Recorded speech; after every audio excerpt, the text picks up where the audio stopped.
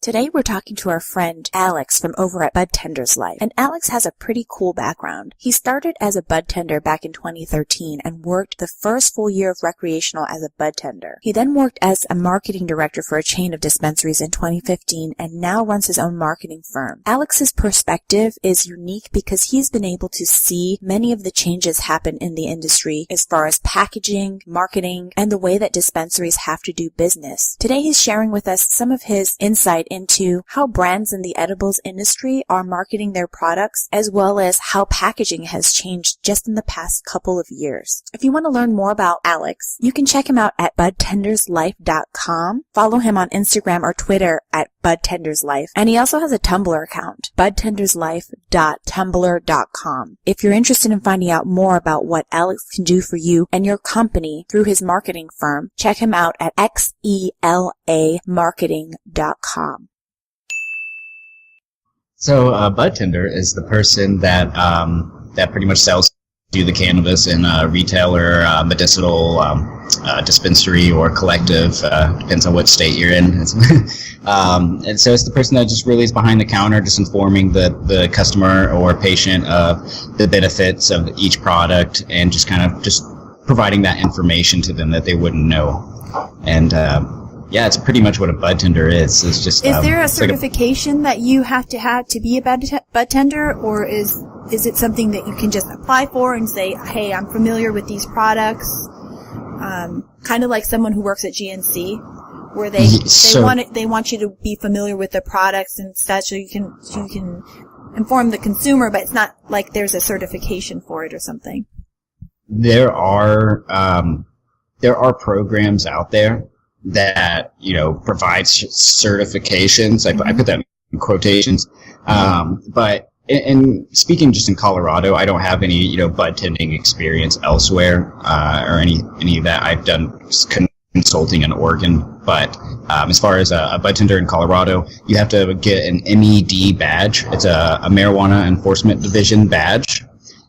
And so that's like you go through a federal background check and whatnot, and you pretty much get approved to work with cannabis. So that means you get this state-approved license that says I can touch cannabis in a professional environment. And that's really the only quote-unquote certification that you need to even work in the cannabis industry here in Colorado. As far as becoming a bud tender, back in 2013, it was more relaxed. And I got in on the end of the medical, where right when I got in, people were gearing up and getting their licenses to do recreational.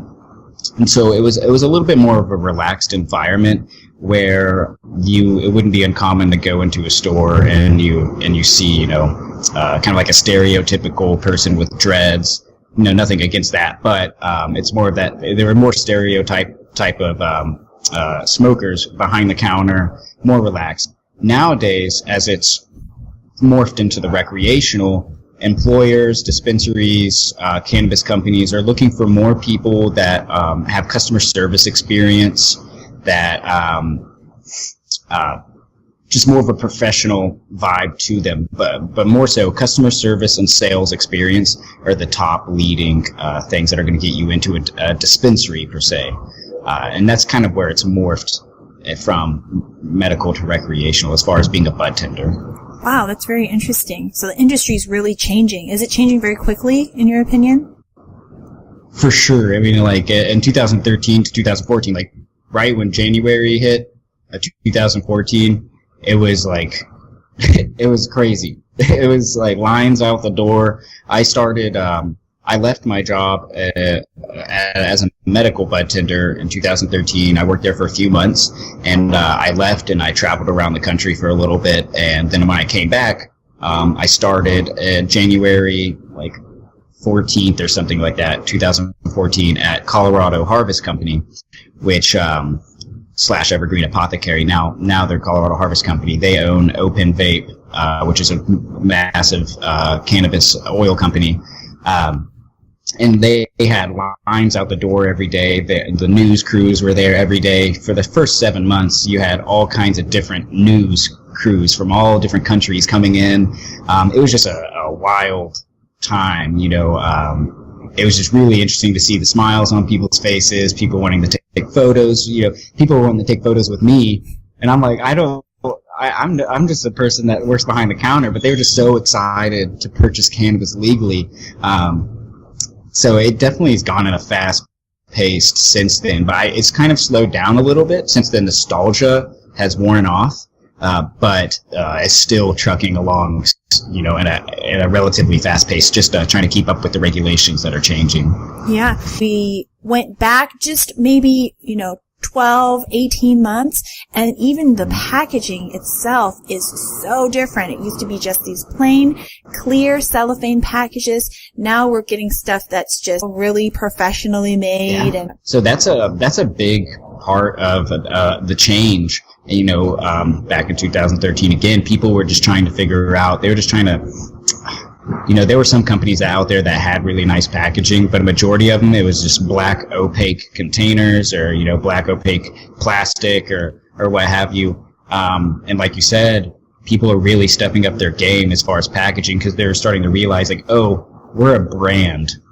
We're an actual company now. We have to actually build this brand. We have the potential to go to other states, and whenever it does legalize, to go countrywide or whenever that is.